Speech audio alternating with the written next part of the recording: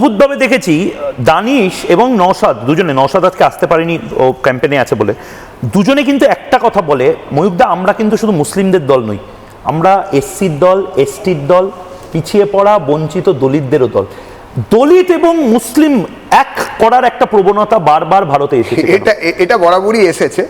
তথাকথিত দলিত সমাজ বলে আমরা যারা বলি হিন্দুদের, তাদের একটা যে কোনো পাড়াতে ঢোকো এবং ঢুকে ওর দলের যে নামটা MIM পুরো, সেই পুরো নামটা বলে জিজ্ঞেস করো যে এর মানে কি বলতে পারেন, মা, ঠাকুমা, আচ্ছা ঠিক আছে, ওনারা না একটু পিছিয়ে পড়া, যারা চূড়ান্ত শিক্ষিত, দলিতদের মধ্যেও তো শিক্ষিত লোকেরা রয়েছেন, তাদের কাছে গিয়ে ওই উর্দুতে তৈরি করা শব্দটার মানেটা জিজ্ঞেস করো তো।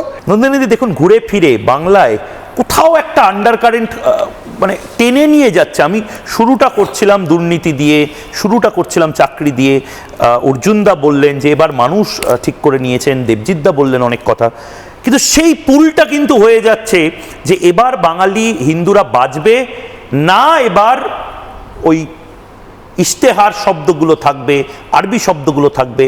প্রধানমন্ত্রী নিজে বলেছেন যে এরা ইশতেহার ব্যবহার করে শব্দ। কোথাও গিয়ে কি মনে হচ্ছে বাংলা ভীষণভাবে পোলারাইজড হয়ে গেছে? তুমি কি মনে করছো? হ্যাঁ, মানে আমি ভালো, মানে যে আমি যে কথাটা বলতে চাইছিলাম ময়ূক, তুমি সেই কথাটা আগেই বলে দিলে। আর এখন তো মানে সিচুয়েশন এমন, প্রেমিক প্রেমিকা দেখা হলে প্রথম বলছে যে 4th মে কি হবে বলো তো, প্রেমের কথাটা তো আর হচ্ছে না। সাংঘাতিক একটা হাই ভোল্টেজ ইলেকশন, আমি বোধহয় জন্মে থেকে এরকম দেখিনি।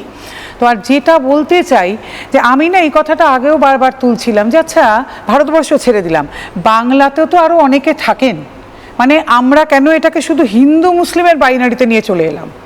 বাংলায় তো শিখ আছেন, জৈন আছেন, বৌদ্ধ আছেন, পার্সি আছেন, বহু লোক আছেন, আরও খ্রিস্টান আছেন। তো এটা আমাদের কাছে কেন হয়ে গেল শুধু হিন্দু মুসলিমের বাইনারি? এটা তো হওয়া উচিত ছিল না।